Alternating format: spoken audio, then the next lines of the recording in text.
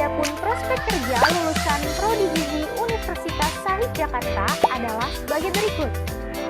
Ahli gizi rumah sakit dan puskesmas, ahli gizi olahraga, ahli gizi industri makanan dan minuman, ahli gizi kedaruratan, konsultan gizi, entrepreneur bidang gizi, manajer penyedia jasa makanan dan minuman, dan peneliti di Pusat Penelitian Gizi dari Makanan serta lembaga penelitian gizi lainnya.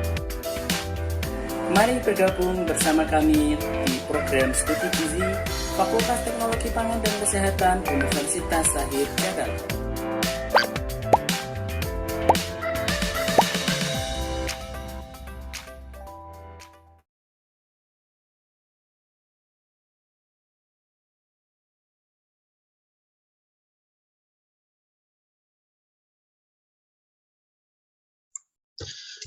Baik, selamat pagi semuanya. Terima kasih yang sudah hadir pada pagi hari ini. Dan saya sampaikan selamat datang kepada Pak Ibnu Wiono dan juga kepada Bapak Ibu yang hadir pada kesempatan pagi hari ini. Baik, sesuai dengan informasi yang sudah kami sampaikan bahwa pada kesempatan ini kita akan menyelenggarakan kuliah tamu dengan tema perbaikan ekonomi dan gizi pasca pandemi dengan narasumber Bapak Ibnu Wiono yang saat ini merupakan Country Director Indonesia US Soybean Export Council. Selamat pagi Pak Ibnu. Pagi Mas Irul, terima kasih. Mohon izin saya coba kasih pengantar sebentar Pak. Baik, seperti yang kita tahu saat ini COVID ya masih menjadi masalah di negara kita, yang mana saat ini masih ada beberapa upaya dan salah satunya adalah terkait dengan perbaikan ekonomi di Indonesia, termasuk bagaimana pemerintah menguatkan kepariwisataan dan juga hal-hal terkait ekonomi dalam rangka perbaikan ekonomi pasca pandemi. Dan kita tahu bahwa Universitas Syahid saat ini merupakan salah satu universitas dengan moto entrepreneurship and tourism, jadi merupakan topik yang sangat cocok di sini, dan prodi gizi merupakan salah satu prodi yang juga berfokus pada dua hal tersebut. Dan mungkin sebagai informasi Pak Ibnu, seperti tadi yang sudah di-share sesuai dengan profil prodi, ya alhamdulillah prodi gizi merupakan prodi yang mahasiswanya juga banyak kreativitas dan juga banyak karya yang saat ini banyak aktif di level nasional, jadi semoga apa yang kita lakukan juga turut serta. Jadi harapannya dalam kegiatan ini kita bisa mendapatkan insight baru terkait topik yang akan disampaikan oleh Pak Ibnu pada pagi hari ini. Dan mungkin sebagai informasi juga, pada hari ini salah satu mahasiswa gizi sedang mengikuti lomba kreasi pangan lokal yang diselenggarakan oleh Badan Ketahanan Pangan yang diselenggarakan di Kota Bogor. Hari ini pengumuman, jadi mohon doanya mudah-mudahan mendapatkan hasil yang terbaik. Baik, untuk mempersingkat waktu, saya persilahkan kepada Pak Ibnu untuk menyampaikan paparannya, dan kepada semua mahasiswa yang hadir, silakan bisa direview ya, dan juga bisa diperhatikan materi yang disampaikan oleh Pak Ibnu, karena beliau ini banyak sekali pengalaman terkait dengan hal-hal yang berhubungan dengan ekonomi, berhubungan dengan wisata, dan hal-hal yang terkait dengan hal tersebut. Dan juga silahkan kepada seluruh peserta pada kegiatan ini, terutama untuk mahasiswa gizi angkatan 2019, nanti materi yang direview silakan bisa dikumpulkan sebagai bentuk daftar hadir pada kesempatan ini. Dan mohon semuanya agar bisa on cam selama kegiatan. Baik, untuk memenangkan waktu, saya persilakan kepada Pak Ibnu, waktu dan layar kami persilakan. Bismillahirrahmanirrahim. Assalamualaikum warahmatullahi wabarakatuh. Waalaikumsalam. Pertama kita ucapkan syukur alhamdulillah pada pagi hari ini kita bisa berkumpul ya secara virtual, walaupun kondisi sudah menurut saya sudah seperti bukan new normal tapi more than normal ya.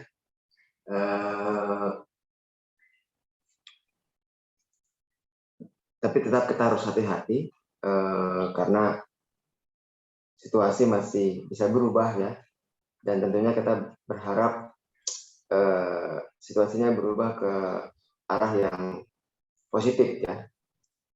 Tidak perlu lagi ada perubahan-perubahan yang sifatnya berujung pada lockdown ataupun pembatasan kegiatan sosial. Baik, tema yang dimintakan oleh saya, oleh Mas Irul ini, oleh Pak Khairul, sebenarnya cukup luas ya. Artinya bicara perbaikan ekonomi dan gizi. Kalau kita bicara perbaikan ekonomi dan gizi itu bukan sesuatu yang sifatnya setahun 2 tahun, atau boleh dibilang bukan hal yang sifatnya jangka pendek, tapi itu lebih pada program jangka panjang. Karena pembangunan ekonomi itu gini, perbaikan ekonomi itu kan terkait dengan pembangunan ekonomi, gitu ya. Dan yang namanya pembangunan ekonomi itu di setiap pemerintahan, siapapun presidennya, itu menjadi agenda utama pembangunan mereka, gitu ya. Agenda utama politik mereka bahkan. Sehingga mau ada pandemi, mau tidak ada pandemi, ya pembangunan ekonomi akan terus berlangsung untuk perbaikan ekonomi. Ya, yang namanya membangun itu kan tentunya menuju ke arah yang lebih baik, ya. Termasuk dalam hal gizi. Ya. Sebelum pandemi aja Indonesia memang sudah dihadapkan oleh begitu banyak permasalahan gizi ya. Dari mulai stunting, kemudian tingkat prevalensi anemia yang meningkat, kemudian pola makan yang tidak sehat, lalu sehingga muncul konsep double burden ya. Ketika Indonesia masih terus berjuang untuk mengurangi non-communicable disease seperti diabetes, jantung koroner, lalu penyakit-penyakit lainnya yang non-infeksius, tiba-tiba muncul corona, dan itu luar biasa karena itu membuat distraksi ya, sehingga seluruh sumber daya kesehatan bahkan sumber daya negara itu teralihkan tanda petik dari upaya untuk yang tadi, upaya-upaya untuk memperkuat penurunan non-communicable disease ya, teralihkan untuk memerangi corona yang sudah 2 tahun ini akan berjuang gitu. Anyway, jadi ini judul yang sangat luas sehingga menurut saya pandemi ataupun tidak pandemi itu lebih pada momentum ya, lebih pada trigger bahwa pandemi itu membuat kita lebih sadar akan pentingnya gizi ya. Padahal Pak Khairul dan juga seluruh ahli gizi yang ada di Indonesia sudah terus berkampanye kan untuk PHBS misalnya ya, pola hidup bersih dan sehat, lalu isi piringku ya. Jadi itu semua sudah terus digulirkan oleh semua stakeholder ya, baik itu pemerintah maupun perguruan tinggi dan juga asosiasi kesehatan. Tetapi kemudian pandemi ini memberikan semacam momentum gitu. Oh iya, gitu. Bahwa apa ya? Seperti cambuk, seperti pukulan gitu ya, shock. Nah, mungkin kayak shock terapi. Oh iya, bahwa no, I know that being healthy is important. No, I know that consuming healthy food is very important. Karena mereka melihat ini sebagai bagian dari fighting the virus gitu. Develop imun untuk fighting the virus. Kalau dulu mereka kan mungkin mikir tidak ada tantangan, tidak ada real threat ya, tidak ada satu ancaman yang real gitu. Nah, sekarang berbeda gitu. Sekarang corona itu sudah jadi real threat gitu ya. Jadi itu semacam apa ya, prolog dari saya untuk menempatkan nanti bahasan saya dalam konteks corona gitu ya. Tapi yang saya coba underline di sini adalah bahwa yang akan saya bahas itu tidak terlalu fokus pada dalam sisi konteks itu bukan pada coronanya, tapi lebih pada tantangan-tantangan yang dihadapi oleh Indonesia dalam upaya untuk pemenuhan gizi masyarakat gitu, yang lebih pada long term horizon. Itu yang saya coba untuk tekankan. Baik, saya akan coba untuk share screen. Oke. Apakah sudah terlihat, Pak Irul? Masih loading kalau di saya. Nah, udah. Ya, mungkin kadang-kadang kayak jadi mungkin saya perlu matikan dulu video sebentar lah. Kadang-kadang kita harus kompromi. Coba lihat sih ya. Sebentar. Mohon maaf. Sebentar. Oke. Sudah nayang. Ya, sebentar. Ya.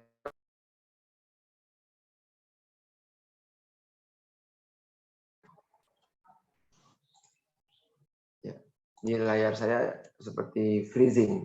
Anyway, oke. Baik.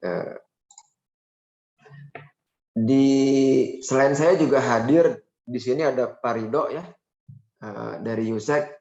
Nanti kalau mau bicara soal tantangan, kalau ada pertanyaan terkait tempe, tahu yang lebih praktikal, monggo nanti bisa dibantu oleh Pak Rido. Baik, ini judulnya yang dikasih oleh Pak Irul, perbaikan ekonomi dan gizi pasca pandemi. Nah, ini Hilang lagi, Pak, kalau di saya. Belum ada hilang lagi ya? suaranya. Bentar, maaf. Oke. Karena tadi saya sempat terputus ya. Sebentar.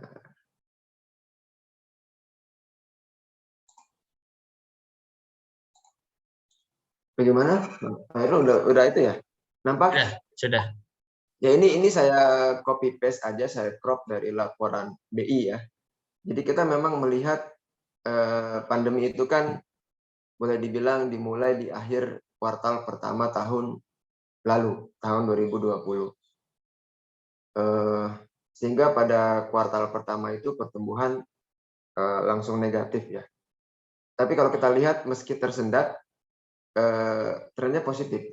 Artinya dari mulai kuartal kedua tahun lalu sampai kuartal ketiga tahun ini, jadi dalam mungkin kalau kita hitungan bulan ya, ini ada berapa ini? Ada 6. Ada dalam 18 bulan terakhir pertumbuhan ekonomi Indonesia mulai recovery ya, mulai pulih. Dari mulai negatif besar kemudian ke negatif kecil, lalu awal tahun masih negatif, kemudian di pertengahan tahun mulai positif, dan terakhir kita juga masih positif walaupun turun. Di sini turun karena memang kita tahu bahwa ada PPKM selama bulan Juni ya. Juni, Juli, Agustus itu PPKM yang sangat ketat karena Indonesia mengalami gelombang ketiga atau gelombang kedua ya. Begitu banyak gelombang saya kadang-kadang nggak bisa membedakan. Sehingga semua activity turun drastis gitu ya.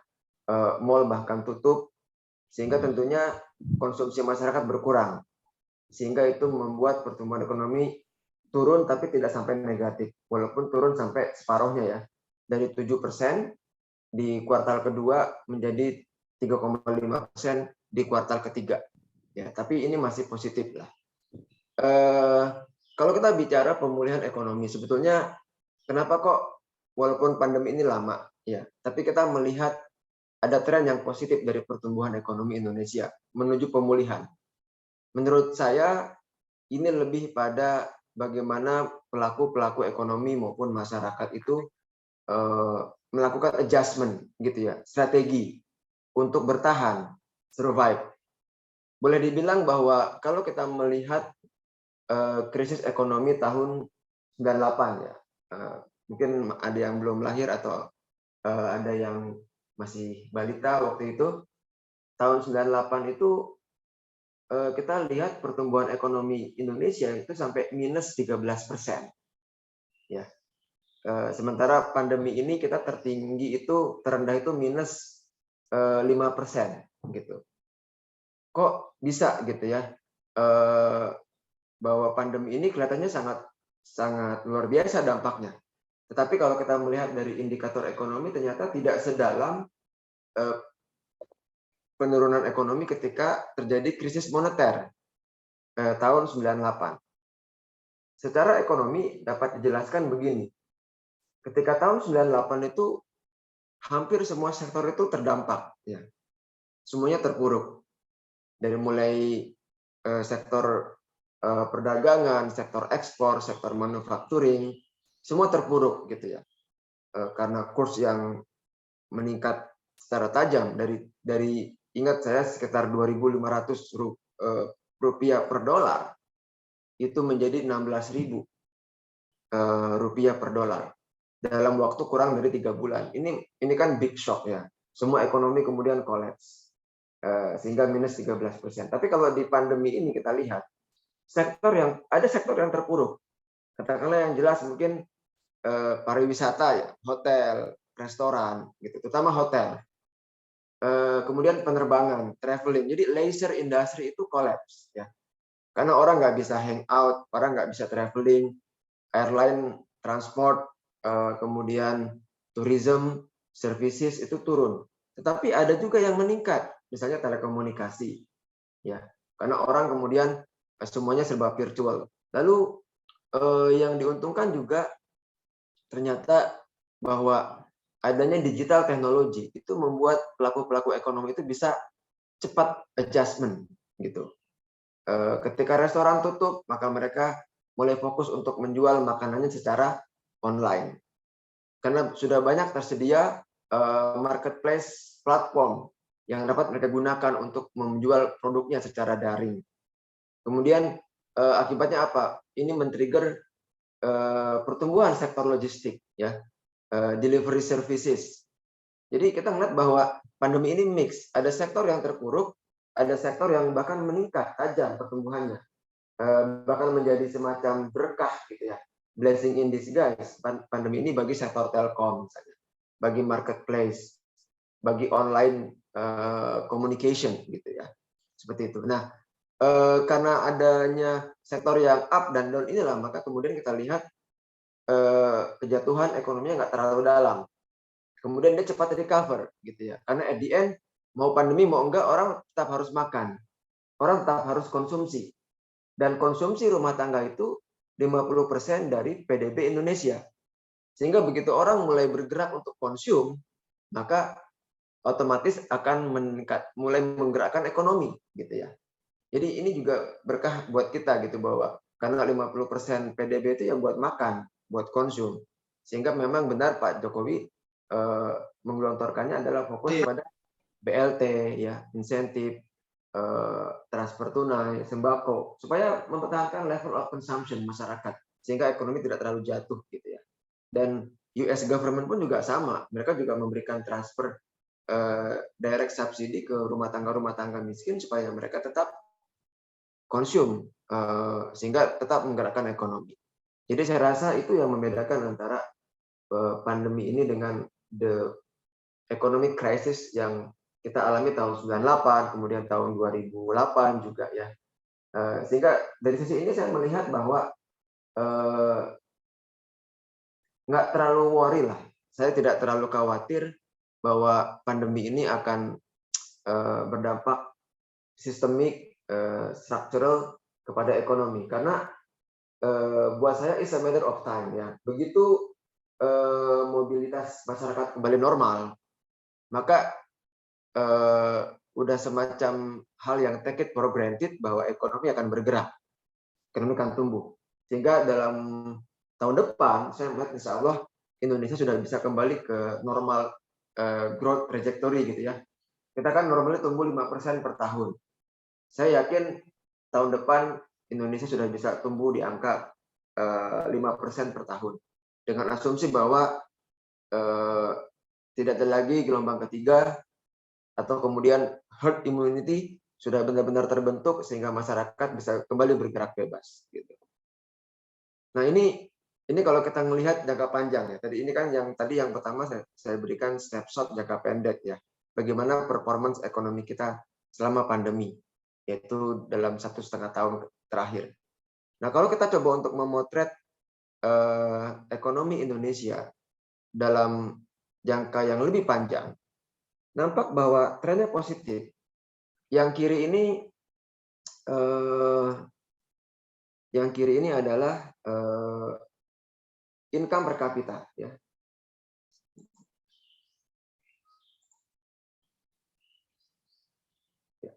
Income per kapita kita itu dalam kurun waktu yang cukup panjang, ya, dari tahun 70 sampai tahun 2000 itu cenderung flat, ya, cenderung naik tapi tidak flat, naik tapi lambat pertumbuhannya. Tapi setelah tahun 2000 kita melihat bahwa income per kapita Indonesia itu luar biasa pertumbuhannya. Jadi kalau kita bilang bahwa ada semacam itu, ya, Pak Irul, ya, enak zamanku toh, gitu kan. Sebenarnya enggak juga gitu. Kalau ini kan zaman-zaman reformasi nih, ya, terlepas dari hiruk-pikuk politik, ya, hiruk-pikuk pertengkaran politik di level elit, kita melihat ekonomi Indonesia sampai periode terakhir kepemimpinan Pak SBY itu meningkat tajam, ya. Kemudian memasuki 2015 itu sempat turun, ya, karena memang kita tergantung pada ekspor, dan ekspornya adalah ekspor komoditas kayak kelapa sawit, minyak bumi, kemudian gas alam. Dan pada periode itu harga-harga minyak sawit, gas alam, dan minyak bumi itu turun bebas, terjun bebas. Sehingga tentunya itu berpengaruh terhadap kinerja ekspor. Ekspor turun, maka pertumbuhan ekonomi akan turun, ya. Tapi kemudian di periode kedua Pak Jokowi naik lagi. Karena tadi kembali booming sektor batu bara, naik harganya, minyak bumi juga naik harganya, itu juga membantu gitu. Nah, tetapi kemudian tahun 2020 terhambat, ya. Jadi aturan naik terus, tapi karena pandemi turun, ya. Jadi Indonesia itu sempat punya income per kapita 4.050. Artinya 4.050 sudah termasuk kategori middle upper income country, ya. Jadi kelas menengah atas, walaupun masih bawah, ya, gitu. Karena 4.025 itu adalah batas suatu negara bisa disebut sebagai negara middle upper income country, ya. Tapi karena pandemi kita drop lagi nih menjadi di bawah 4.000, di level $3.870 per kapita per tahun. Nah, otomatis kita masuk kembali ke kelompok middle lower income country, ya. Jadi negara berpendapatan menengah tapi level bawah.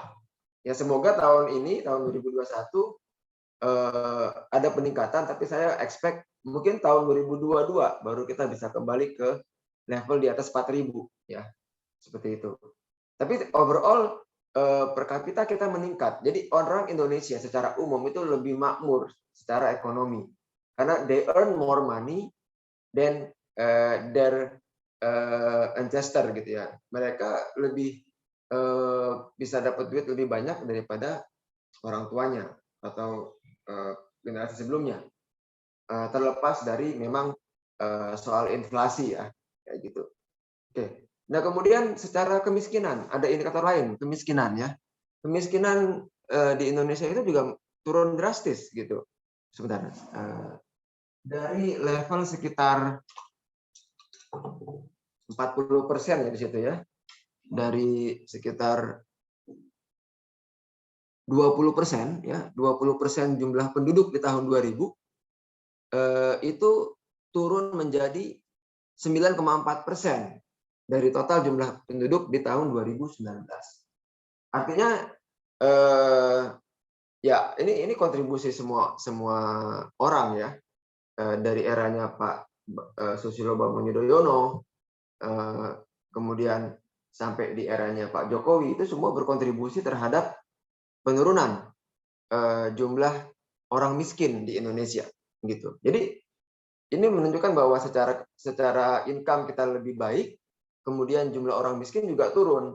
Nah, itu kan sebenarnya good indicator bahwa ekonomi kita tuh oke lah, gitu, ya.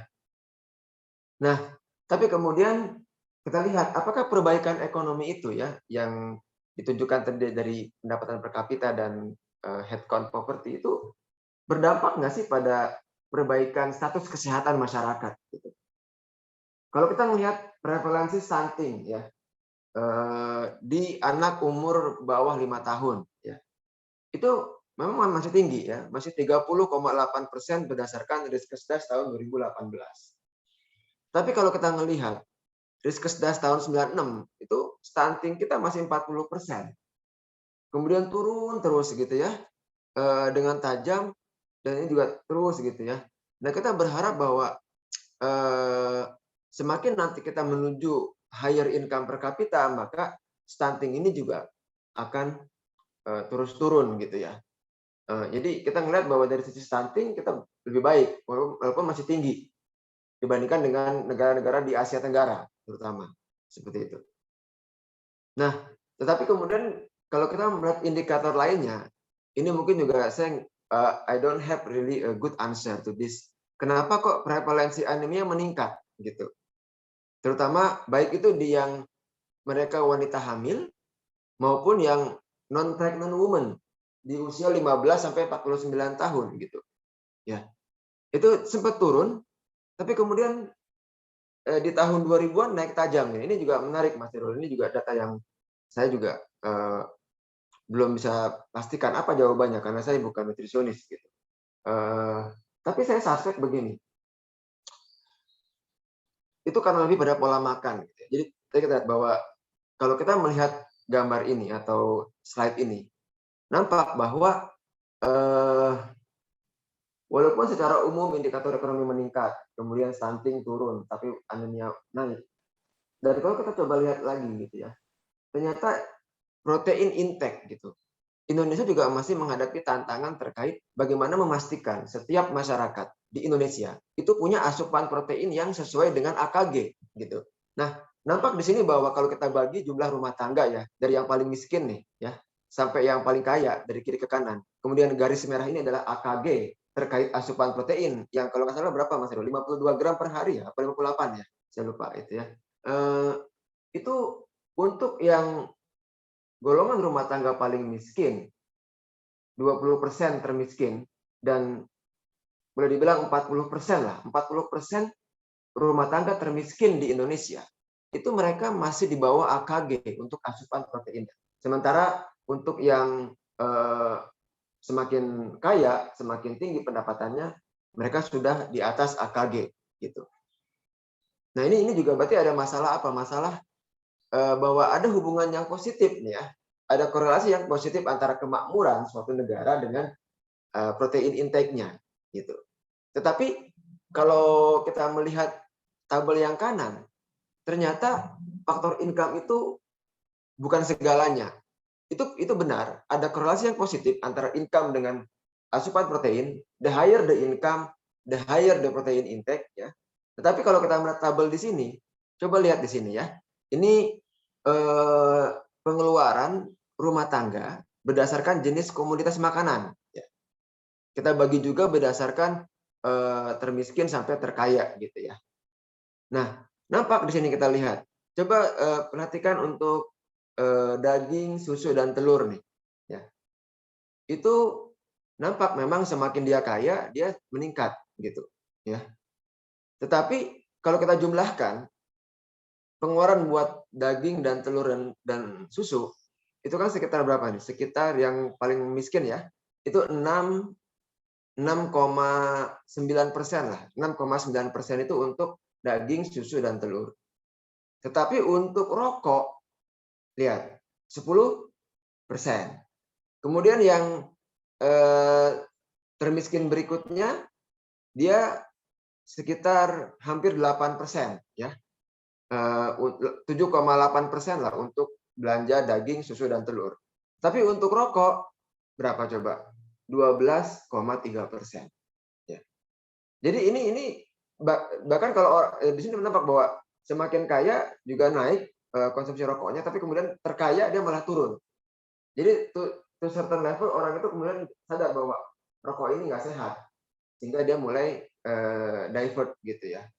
Nah ini ironinya bahwa sudahnya orang paling miskin ya 40% rumah tangga termiskin di Indonesia itu AKG, asupan proteinnya kurang ya dari AKG, tapi ironinya mereka lebih banyak spending uangnya untuk beli rokok dibandingkan untuk beli makanan yang berprotein seperti daging, susu, dan telur. Jadi income satu hal, tapi ada masalah kesadaran bahwa bagaimana kita bisa menyadarkan masyarakat, ini tugasnya para ahli gizi tentunya, bahwa mari kita memprioritaskan mengkonsumsi makanan yang berprotein. Jangan menghamburkan uang untuk lebih banyak merokok gitu. Ini masalah edukasi ya. Jadi ada income, ada kesadaran gitu. Kalau income, ahli gizi mungkin nggak bisa bicara banyak, tapi kalau kesadaran, ahli gizi lah tugasnya untuk memberikan awareness ya. Kesadaran, kampanye, penyuluhan gitu kepada masyarakat, terutama kepada para ibu dan bapak gitu. Nah, kemudian menarik juga ya, saya lupa di sini. Lihat bahwa proporsi prepared food and beverage ya. Ini seperti apa ya? Seperti makanan yang nggak dimasak di rumah. Jadi kita jajan, kita order GoFood, kita pergi ke restoran. Itu namanya termasuk golongan makanan siap saji. Makanan, minuman yang sudah matang. Itu trennya meningkat terus. Dari 25% menjadi 40%. Jadi semakin bahkan di golongan paling miskin pun separuh dari income itu digunakan untuk jajan, untuk beli makanan yang tidak dimasak di rumah gitu. Mungkin karena mereka kerja ataupun juga sekarang ada ketersediaan, ada kemudahan membeli makanan di luar, kemudian semakin banyak variannya, itu juga menjadi trigger gitu ya. Tetapi yang perlu menjadi juga PR bagi ahli gizi adalah, lihat, ini sudah tahu semua pasti ya. Ini saya coba, ini adalah makanan dan minuman yang saya rasa paling populer gitu. Artinya apa? Bahwa ketika tren jajan itu meningkat di Indonesia, sayangnya jajanannya itu kurang sehat ya. Kalau boleh saya akui gitu ya, kalau mungkin adik-adik sekalian setuju juga gitu ya, bahwa jajanan yang kita sering temui di pasaran itu adalah yang tinggi gula, kemudian juga tinggi karbohidrat gitu ya, dan tinggi lemak karena mereka digoreng ya. Udahnya tepung yang high karbohidrat kemudian digoreng ya, sehingga menambah lemak. Kemudian minumnya yang serba manis dan dengan pewarna gitu.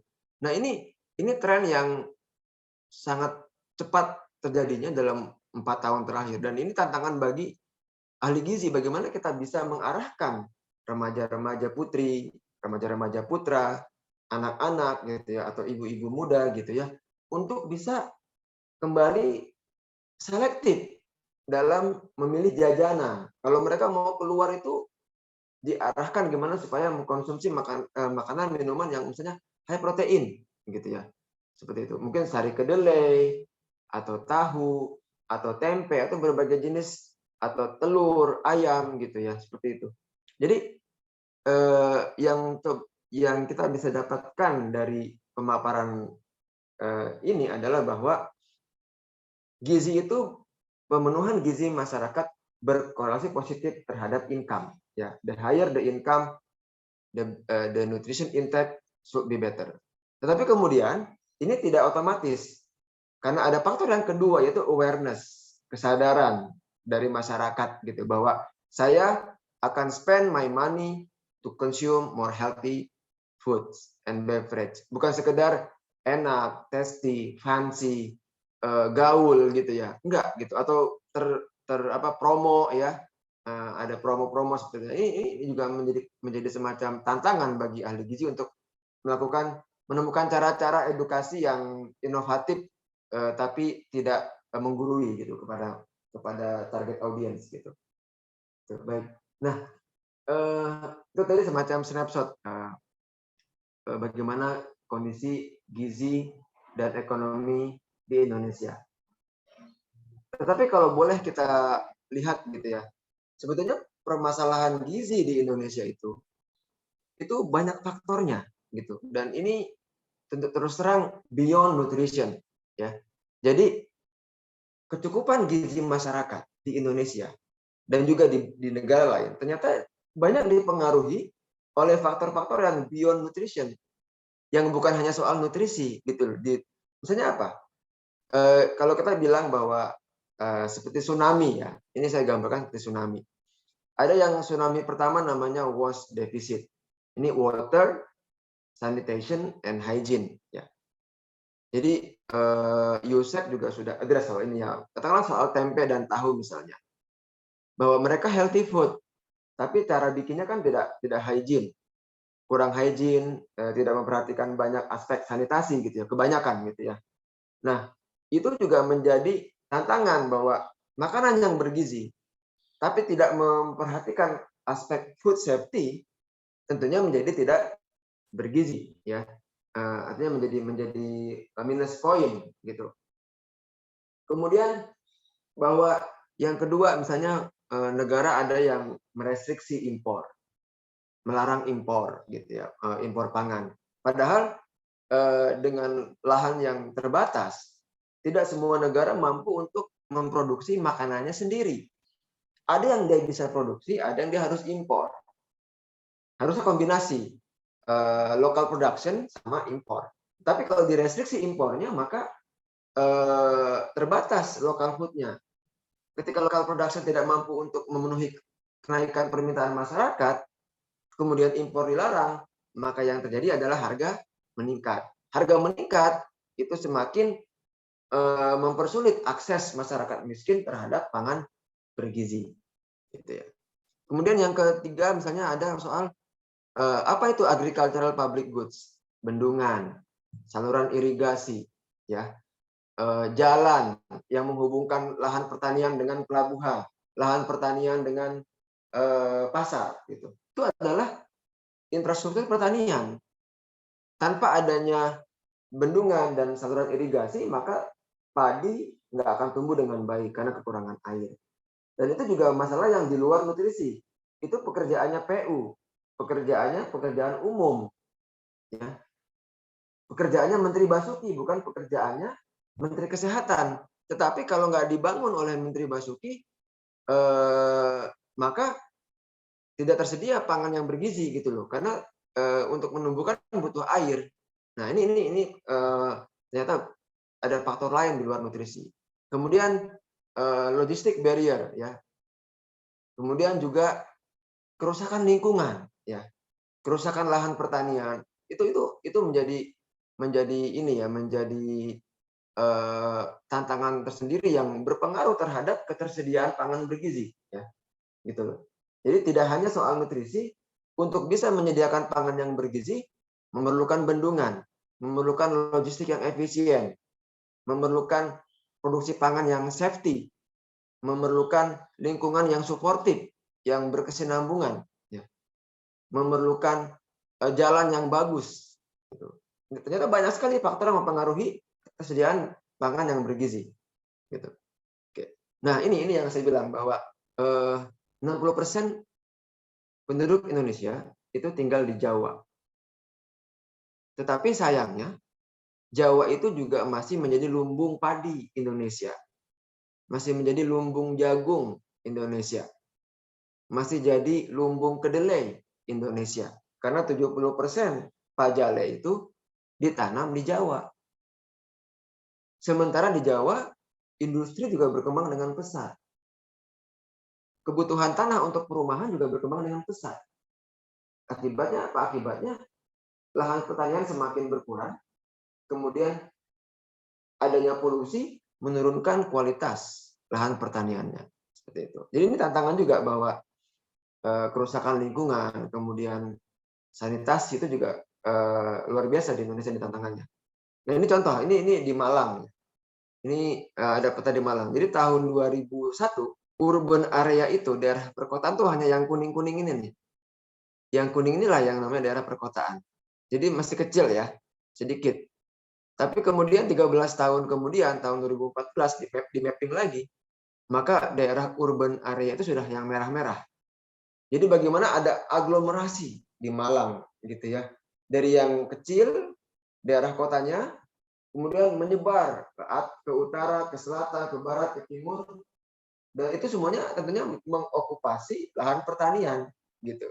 Jadi bicara Malang aja sudah jelas ya. Mungkin dulunya kebun apel jadi perumahan. Dulunya sawah jadi perumahan. Ya.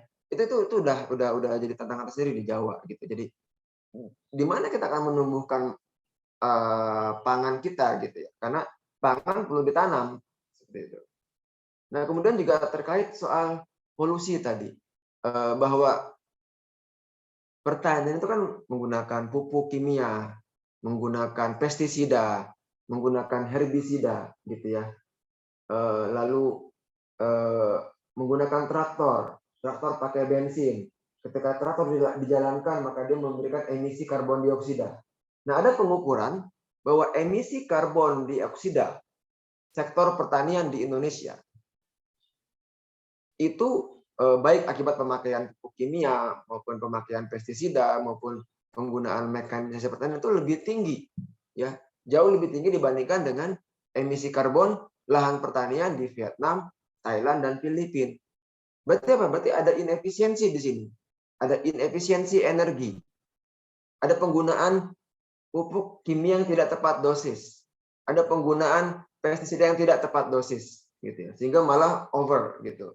Jadi ini juga ada PR, karena kalau semuanya overdosis, ya, kalau penggunaan pupuk kimianya overdosis, maka tanah akan keracunan.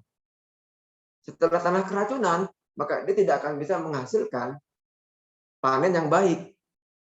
Jadi ini ada isu keberlanjutan, ya. Bagaimana kita juga mengedukasi petani di Indonesia supaya mereka menerapkan praktek pertanian yang berkelanjutan, ya. Tepat dosis pupuknya, tepat dosis pestisidanya, hemat energi ketika menggunakan traktor gitu loh.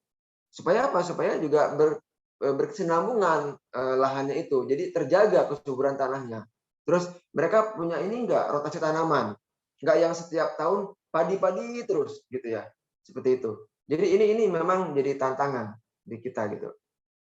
Lalu juga masalah tadi bahwa kita kan memang ada larangan impor jagung, kemudian ada tarif impor untuk bahan baku pangan, kemudian ada impor kuota, lalu investor asing kalau dia mau invest di sektor horticulture hanya maksimal 30%. Nah, semua restriksi ini juga membuat ketersediaan pangan juga terpengaruh, ya. Karena misalnya kalau dilarang impor jagung, tetapi produksi jagung lokal nggak cukup, karena nggak bisa impor, maka akibatnya apa? Harga naik. Jadi kalau harga naik, maka itu akan berpengaruh terhadap ketersediaan jagung untuk pakan ayam. Ya. Seperti itu. Jadi ini juga penting ya, seperti itu. Nah, ini semacam teks gitu bahwa kalau kita lihat di sini ada Indonesia, Turki, Meksiko, Vietnam, dan Brazil, ya. Mereka bilang ini OECD menghitung yang namanya pajak protein atau pajak karbohidrat.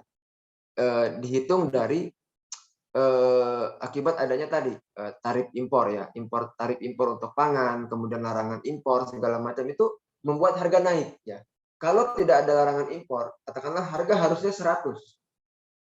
Tapi karena ada larangan perdagangan untuk importasi bahan baku pangan dan pakan, maka harga menjadi 200 atau menjadi 150. Nah, selisih antara 150 dengan 100 itu yang namanya pajak protein atau pajak karbohidrat. Itu cara menghitungnya. Dan nampak di sini bahwa Indonesia itu pajak proteinnya paling tinggi. Ya. Diikuti oleh Turki, kemudian Meksiko, Vietnam.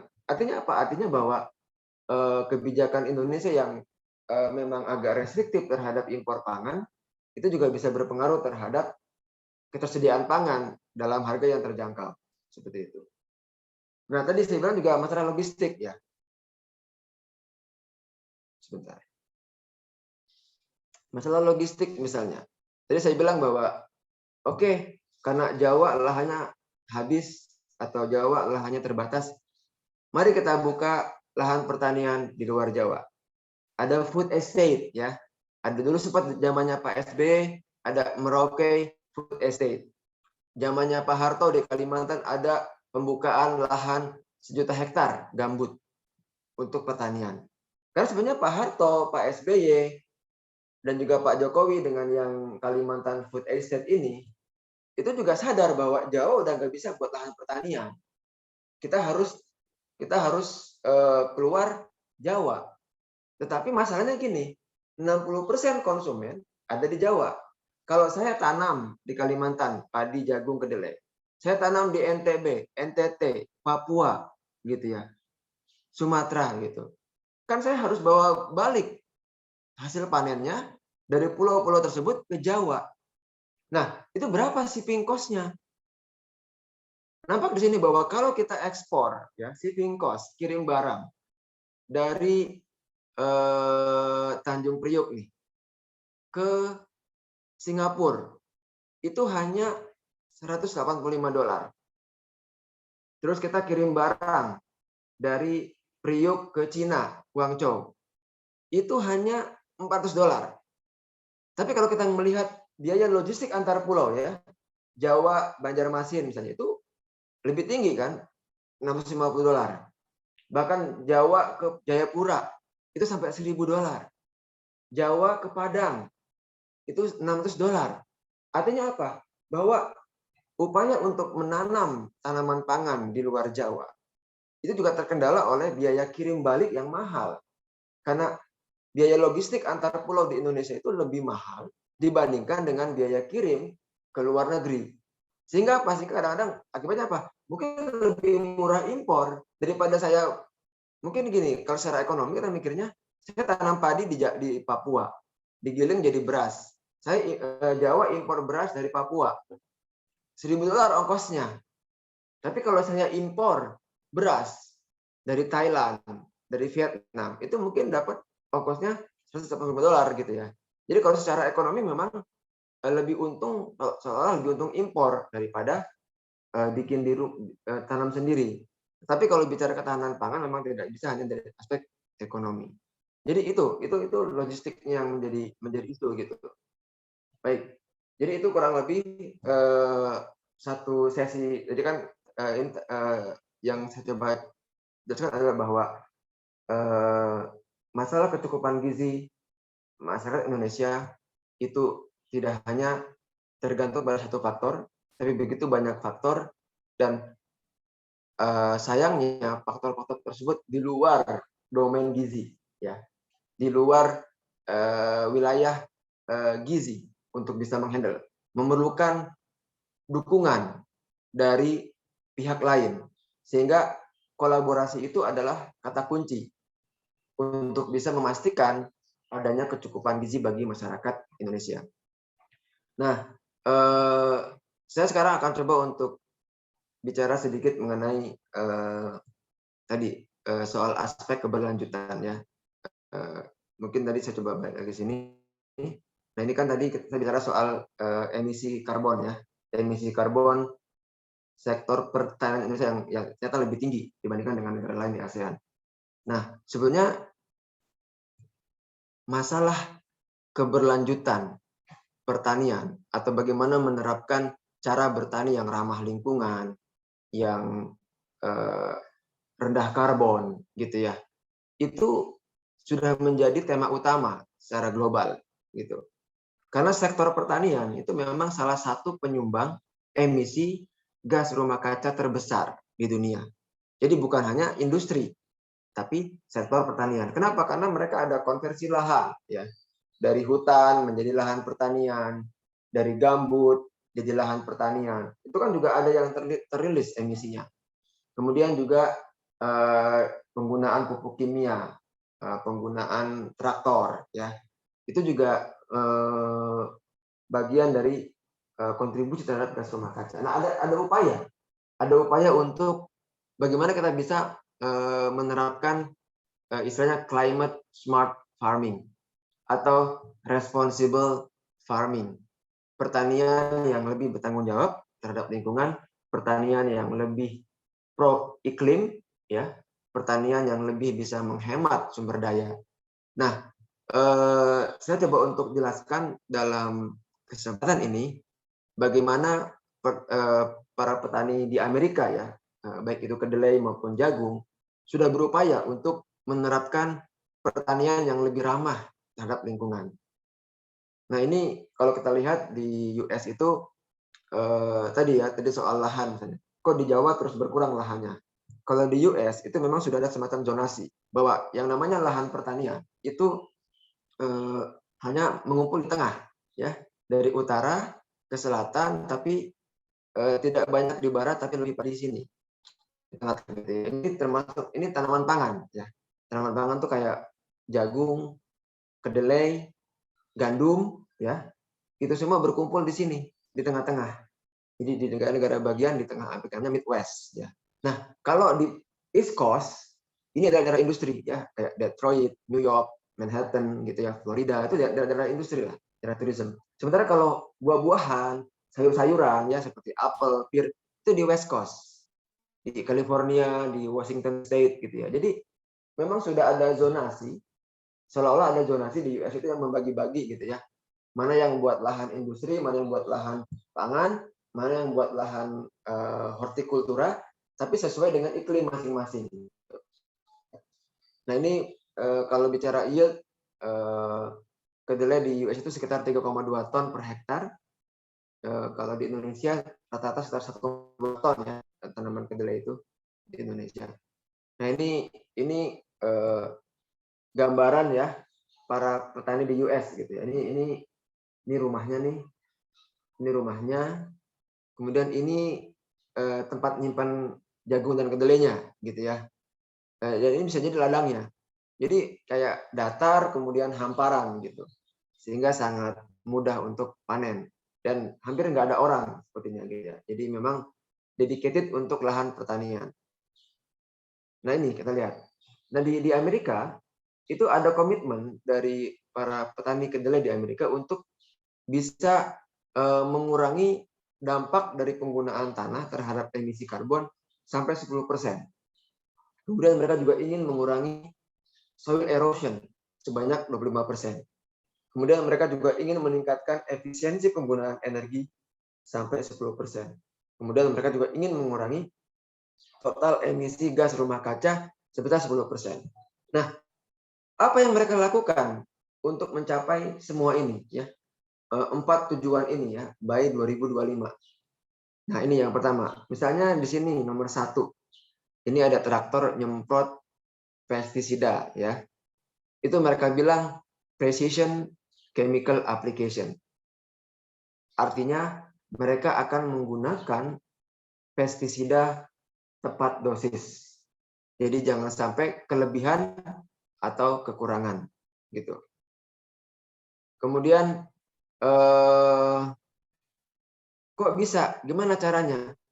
Ada, yaitu nomor 4 nih. Scouting ya.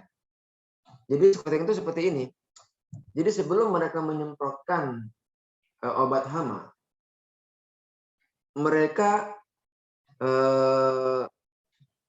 akan survei dulu berapa sih populasi hama yang ada di ladang mereka.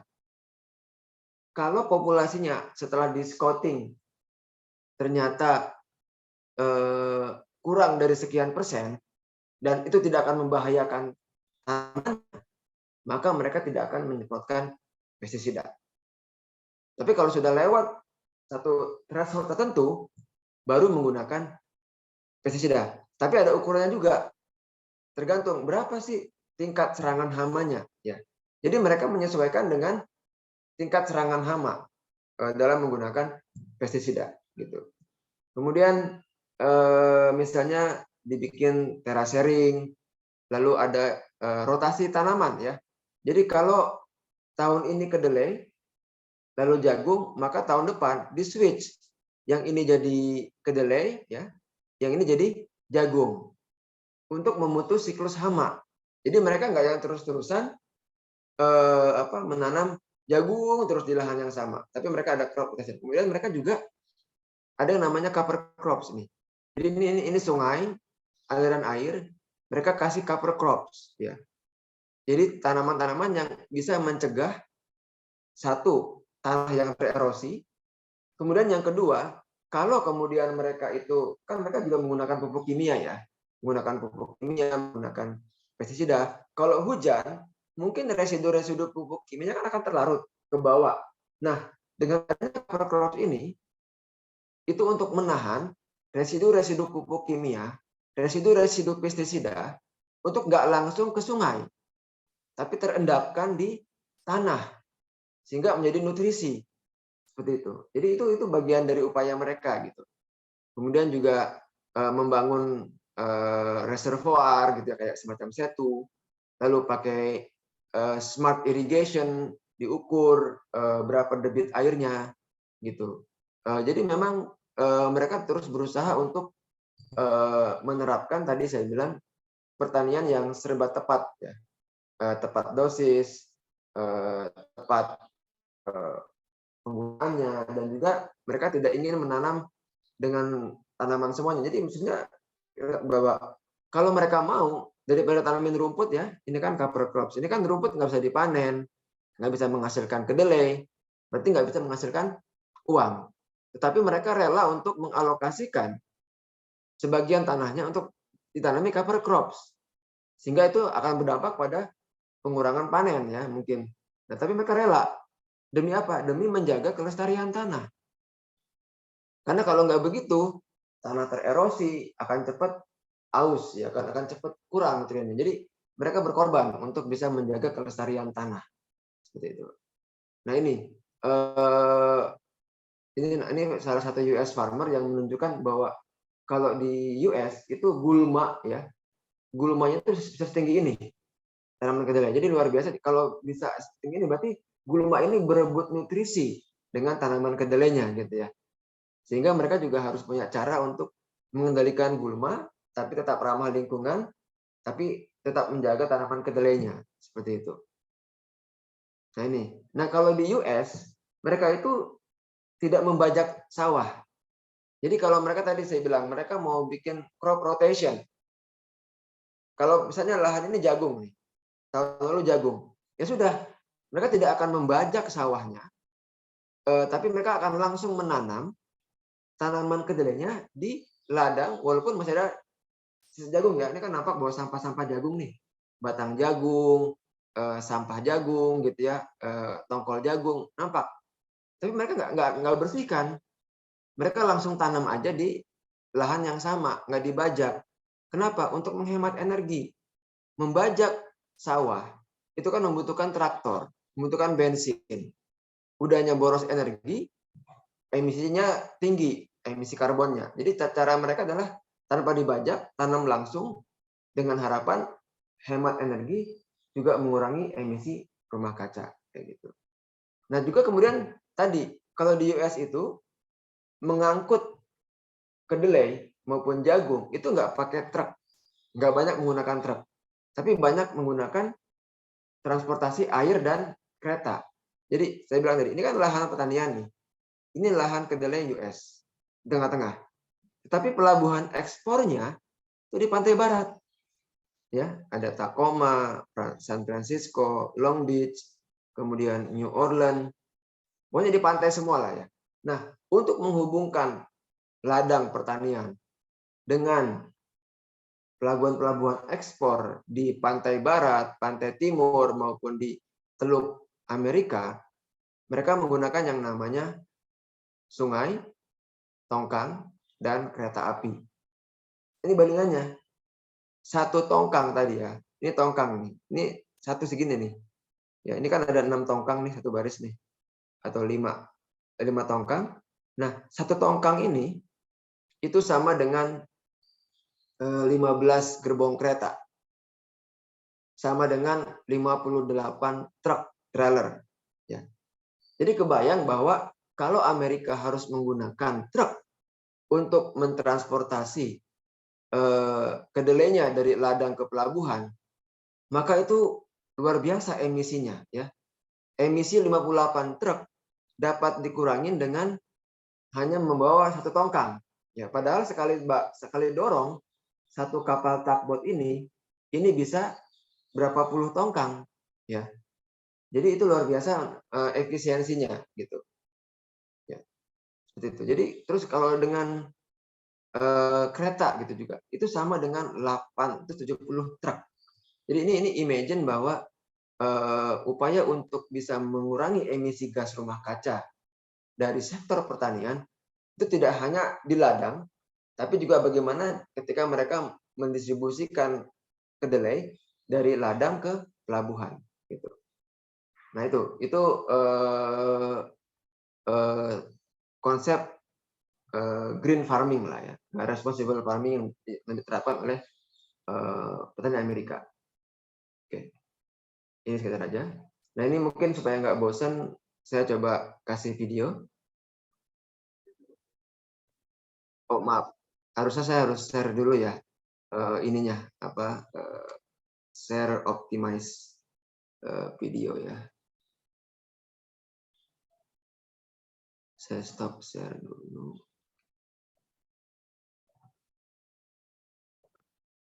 Oke.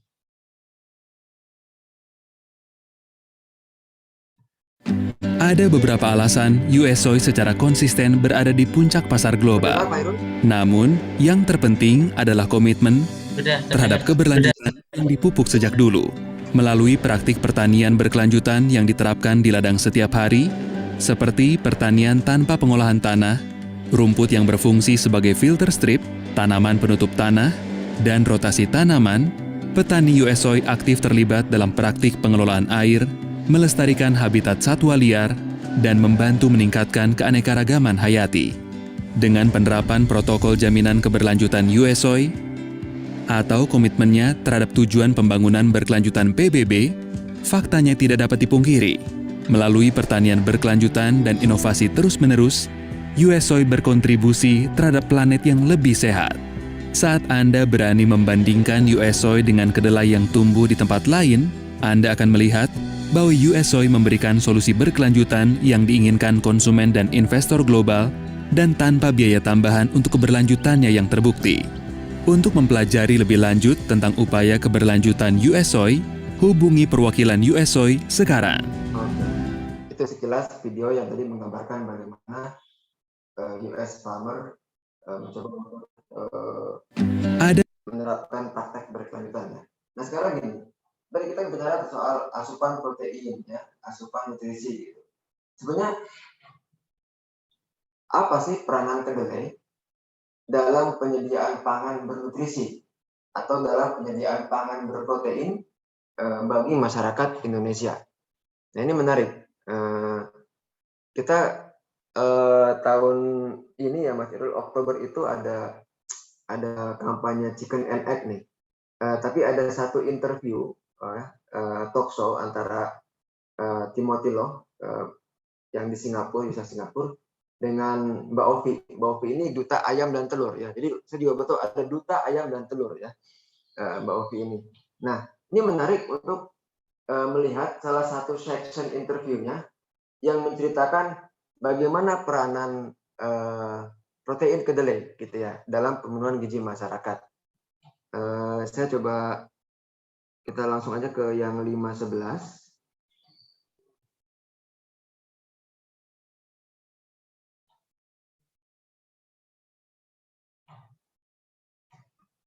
Coba ya.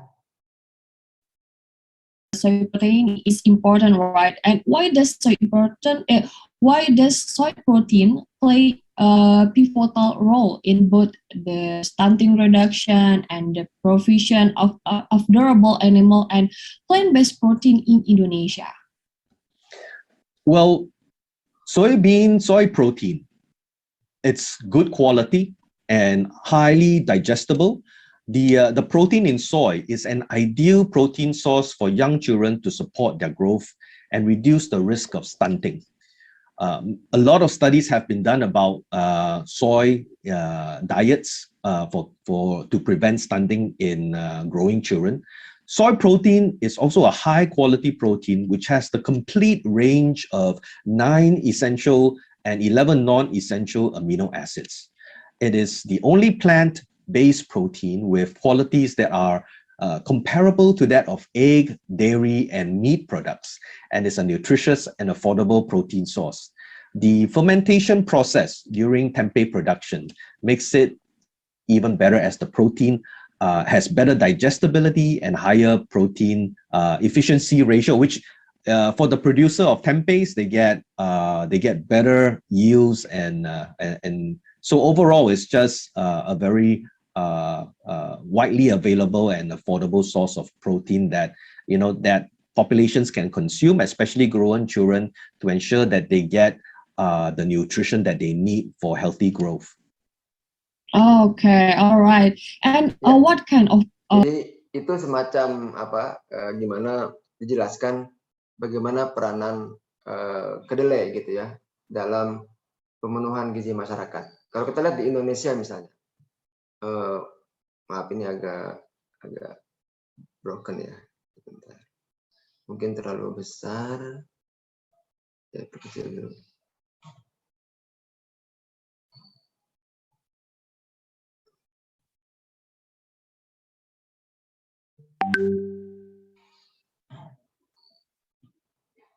Sebentar. Iya, oke. Nah ini di Indonesia soybean itu adalah salah satu sumber utama protein nabati ya. Untuk apa? Dalam bentuk tempe. 70% kedelai di Indonesia digunakan untuk tempe. 25% untuk tahu ya. Lalu ada untuk minuman kedelai. Jadi karena makanan ini ya, tahu, tempe, sari kedelai itu adalah termasuk makanan yang tiap hari dikonsumsi oleh orang Indonesia. Dan itu adalah sumber protein, maka dalam konteks ini kedelai itu menjadi sumber protein nabati utama di Indonesia. Karena nggak ada kedelai berarti ya mungkin nggak ada tempe, tahu, dan tidak ada sari kedelai seperti itu. Nah kemudian ternyata kedelai itu juga berperan penting dalam memproduksi protein hewani. Misalnya ayam dan telur ya kan. Ayam dan telur itu kan protein hewani. Ya. Tetapi untuk bisa menghasilkan ayam dan telur, maka kita perlu beternak ayam. Beternak ayam itu memerlukan pakan. Dan pakannya itu ternyata 25% dari komposisi pakan ternak adalah bungkil kedelai yang merupakan produk turunan kedelai. Jadi kedelai itu kalau di crushing ya, dihancurkan, itu akan dapat ampas sama minyak ya. Minyaknya itu buat konsumsi manusia, ampasnya ini untuk bahan baku pakan gitu. Jadi dalam konteks ini kedelai itu tidak hanya sebagai sumber protein nabati di Indonesia, tetapi juga menjadi bagian penting untuk memproduksi protein hewani. Ya, jadi ini luar biasa bahwa mau itu protein hewani, mau itu protein nabati, kedelai punya peran yang besar di situ. Gitu. Jadi saya rasa itu Pak Irul ya. Jadi ini mungkin cukup panjang dan ada beberapa section.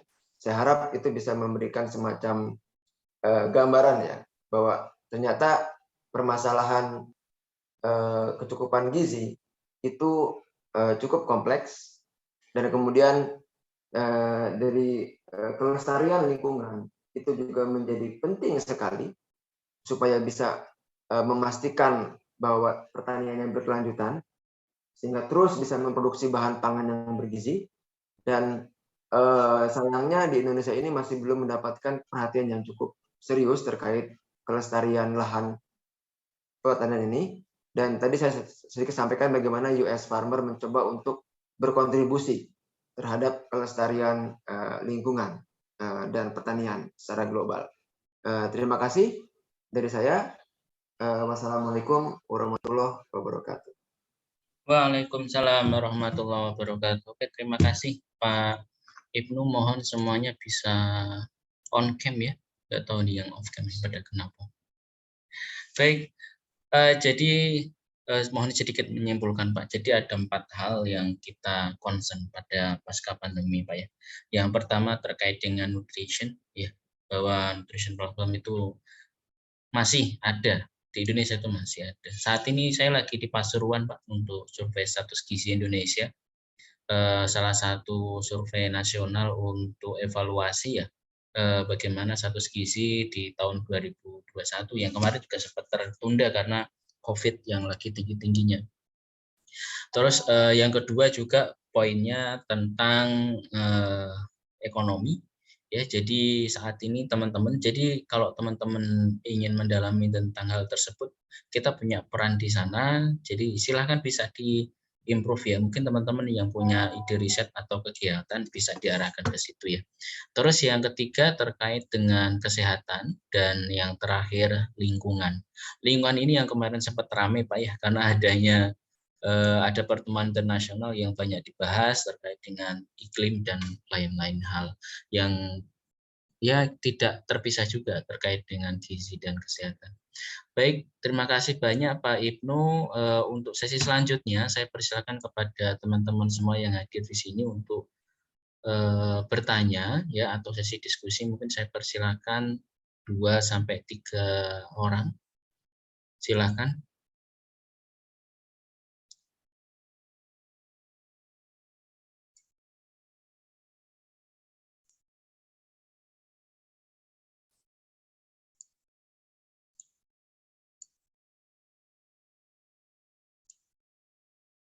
Oke, sambil menunggu nanti mau disiapkan 2 pertanyaan ya. Mohon izin Pak Ibnu, mungkin saya yang bertanya dulu Pak ya. Jadi begini Pak, saat kita mengeluarkan isu tentang gizi ini memang sangat kompleks sekali Pak ya, dan terima kasih sudah berkenan sharing. Kalau kita bahas itu panjang sekali ya, karena kaitannya dengan gizi dan ekonomi saja itu udah kemana-mana. Nah, yang menjadi poin pertama itu begini, saat ini kita tahu mungkin ada beberapa isu di awal-awal Desember akan ada kayak semacam demo ya terkait upah dan macam-macam ya, yang lagi banyak dibahas. Yang itu juga kita tidak lepas kaitannya dengan ekonomi, tetapi di sisi lain pemerintah kan juga punya kebijakan-kebijakan yang berhubungan dengan hal tersebut. Nah, kaitannya dengan usaha atau mungkin tanda kutip income Pak ya, kan kalau yang diupah itu kan income dalam tanda kutip mereka yang bekerja di pabrik, tetapi ada income yang muncul dari UMKM yang kita bisa create sebenarnya ya, melalui kreativitas-kreativitas entah itu yang dari pangan yang lokal atau yang lain. Nah, menurut Pak Ibnu, bagaimana peran kita di gizi ya dalam rangka mengimprove itu Pak? Karena saat ini kan mungkin tadi ada dibilang minuman makanan kekinian itu sangat banyak digemari. Kalau kita lihat reviewnya di Shopee itu pasti yang beli banyak. Tapi kalau kita melihat yang healthy food, mungkin kita perlu pemanaan. Disepakati healthy food di sini mungkin kecenderungannya yang benar-benar minim lemak, minim gula ya. Itu juga ketertarikannya nggak terlalu banyak. Dia punya kayak semacam spesial konsumen. Nah, menurut Pak Ibnu kira-kira bagaimana kita bisa memfasilitasi makanan kekinian tetap bisa sedikit mengimprove untuk nilai gizinya tadi. Entah itu mungkin menggunakan pangan lokal atau apa gitu, dari pengalaman Pak Ibnu, sehingga income itu bisa lebih kreatif dan apakah mungkin berdampak pada income UMKM.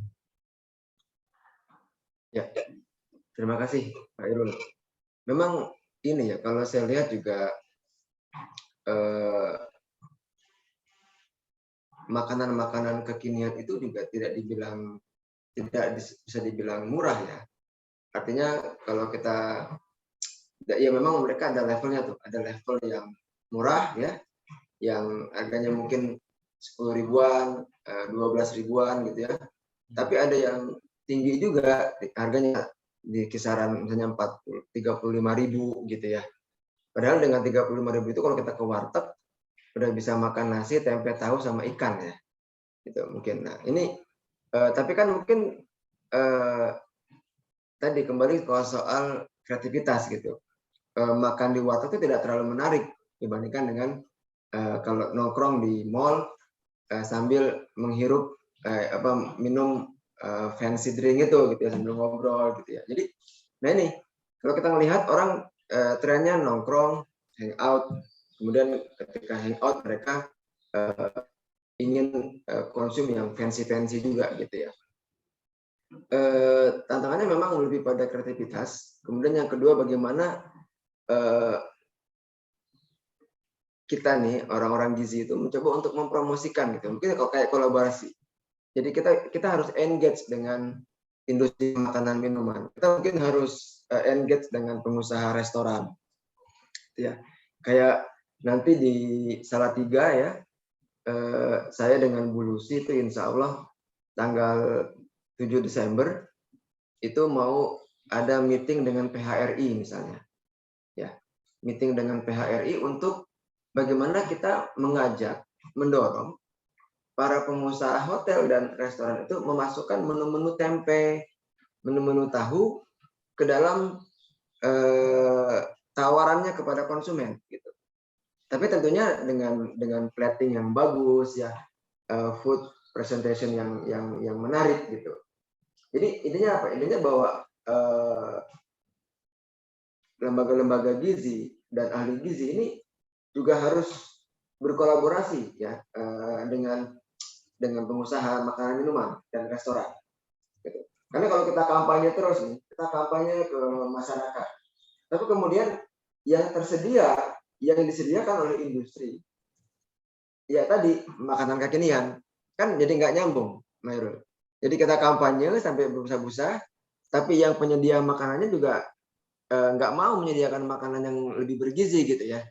Nah jadi nggak nyambung, sehingga ahli gizi ini atau kampanye gizi itu selain kepada masyarakat publik juga harus ada engagement ya, lobby lah, diskusi lah dengan pengusaha resto, pengusaha kafe gitu.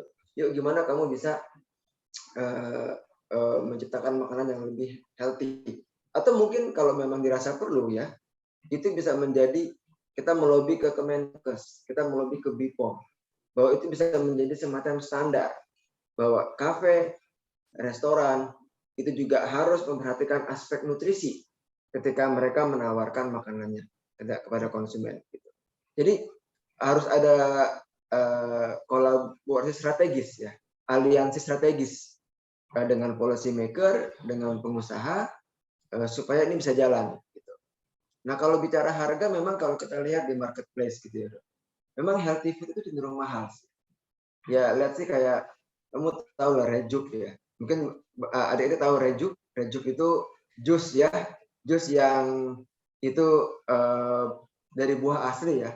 Kan satu botol kurang dari setengah liter aja kan harganya 56.000 gitu ya. Sementara kalau kita beli haus itu kan cuma 15.000 gitu ya. Jadi ini juga PR. Bagaimana kita bisa injek kandungan nutrisi ke tadi nih minuman makanan yang murah gitu. Misalnya saya nggak tahu kalau yang dilakukan oleh Pariadin misalnya, salah satu produsen sari kedelai di Indonesia, bahwa ketika dia positioning ya, dia juga mendapatkan ini rule. Jadi dia sempat sharing bahwa tantangan Pak Riyadin dalam menjual sari kedelainya untuk terus besar adalah minuman-minuman perasa dan warna gitu. Jadi rasa blueberry lah, rasa apa gitu tuh jadi tantangan dia. Nah, sementara harga sama. Jadi kayak satu cup sari kedelainya Pak Riyadin itu Rp2.000. Tapi satu cup blueberry drink misalnya, satu cup strawberry drink yang dikasih warna itu juga sama 2.000. Nah, tapi orang kok mulai cenderung mengambil yang strawberry drink ini. Caranya apa? Beliau berpromosi bahwa 2.000 you got protein. Ya, karena sari kedelai kan mengandung 2% protein secara SNI ya. Gitu. Jadi, kamu beli 2.000 strawberry drink, kamu nggak dapat protein. Tapi kalau kamu minum sari kedelai Rp2.000, manisnya sama manis, ada rasa pandan, tapi plus bonus protein 2%.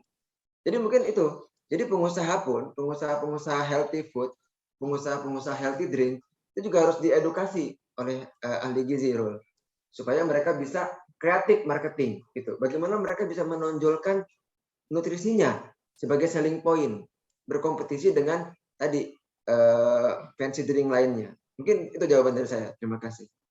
Baik, terima kasih Pak Ibnu. Ini sangat menarik memang ya.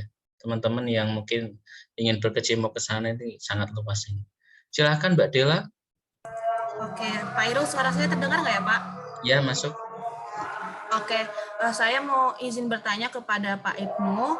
Ini terkait dengan pertanian keberlanjutan tadi Pak. Karena kan kalau misalkan saya bisa review lagi ya, tadi kan tujuan dari pertanian kedelai keberlanjutan ini sebagian besar itu untuk mengurangi emisi gas rumah kaca ya. Misalkan kayak tadi untuk mengurangi penggunaan tanah, mengurangi erosi, mengurangi penggunaan energi, terus mengurangi total emisi gas rumah kaca. Nah, yang saya mau tanyakan adalah how about the quality of the product gitu loh Pak. Apakah karena tadi yang Pak yang sudah dijelaskan memang menjelaskan lebih mengedepankan pada pengurangan gas rumah kaca. Contohnya kayak yang tadi membajak sawah, dia tidak dibajak supaya bisa mengurangi energinya. Tapi gimana dengan kualitasnya Pak? Karena sebagai konsumen juga kita juga harus mencari kita juga harus menjadi konsumen yang cerdas gitu Pak. Kita harus melihat kualitas dari produk yang akan kita. Oke, good question ya. Artinya gini, bicara keberlanjutan, ya. Kenapa petani Amerika mau mengeluarkan uang yang lebih banyak untuk menerapkan tadi ya praktik yang berkelanjutan? Karena buat mereka juga ada aspek ekonominya. Ingat bahwa kedelai itu kan tanaman, ya. Tanaman itu memerlukan nutrisi yang cukup, tetapi juga balance ya, sama kayak manusia. Mereka memerlukan balance intake. Nah, yang menjadi fokus dari keberlanjutan US soy itu sebenarnya bukan pada penghematan ya, tapi tepat dosis. Kenapa? Karena kalau overspray of pesticide, ya, maka nanti kan ketika panen itu akan ada residu yang tertinggal di tanaman. Dan ini juga menimbulkan concern food safety ya, gitu. Nah, dengan tepat dosis penggunaan pestisida, maka residu pestisida di tanaman kedelai itu dapat diturunkan ke level yang diizinkan oleh regulator, oleh pembuat kebijakan. Karena di Amerika itu setiap tahun ada survei tentang residu pestisida. Jadi Kementerian Pertanian nih sama KLH-nya Amerika turun ke ladang, ngambil sampling, ngecek berapa residu pestisida di setiap ladang. Itu. Nah, kalau sampai ada yang ketahuan melebihi threshold, ada dendanya. Gitu. Jadi dari sisi ini aja sudah bisa menjamin keamanan pangan dari kedelai, yaitu tidak over pesticide. Kemudian yang kedua, soal pupuk kimia. Ini mahal. Kalau mereka tepat dosis menggunakan pupuk kimia, mereka bisa menjamin kelestarian unsur hara tanah.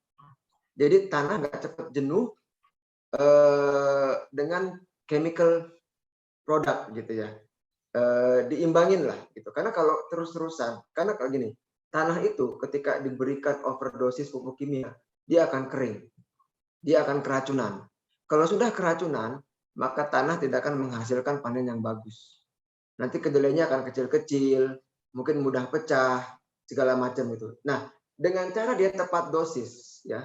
Memang bukan berarti lebih hemat karena lebih capek. Karena untuk bisa tepat dosis menggunakan pupuk, mereka sebelum bertani ini ya, Mbak Dela ya, mereka akan panggil agronomis namanya. Ngambil sampel tanah, diukur. Oh, unsur hara tanah di bagian ini masih bagus. Jadi nggak perlu dipupuk. Unsur hara tanah yang di bagian ini udah jelek, harus dipupuk. Jadi mereka tidak memupuk secara serampangan. Mereka hanya memupuk di bagian tanah yang memang memerlukan tambahan nutrisi. Kalau sudah cukup, tidak akan dipupuk. Gitu. Ini untuk mengurangi keracunan tanah, sehingga nanti menghasilkan kedelai yang besar, yang seragam, yang kuning gitu ya. Jadi dalam konteks ini yang dapat kita ambil kesimpulan adalah tidak ada trade-off ya, tidak ada saling menegasikan nih antara keberlanjutan dengan produk quality. Gitu ya, bahwa justru dengan menerapkan praktek yang keberlanjutan, maka itu bisa meningkatkan produk quality ya. Jadi food safety-nya naik, kemudian bagus hasilnya, dan juga tadi bahwa kadang-kadang kan untuk polinasi itu kan perlu serangga. Nah, mereka juga tidak membunuh semua serangga yang menjadi polinator gitu ya. Kadang-kadang kita membunuh semua serangga, tiba-tiba muncul serangga lain gitu. Sehingga tanaman rusak. Nah ini memang menurut saya dalam konteks ini tidak ada kompetisi antara keberlanjutan atau sustainability dengan produk quality. Bahkan ada saling komplement, saling support di situ. Terima kasih. Oke, terima kasih Pak Ibnu. Sama-sama. Baik, terima kasih Mbak Dela, Pak Ibnu. Ada satu lagi mungkin dari teman-teman.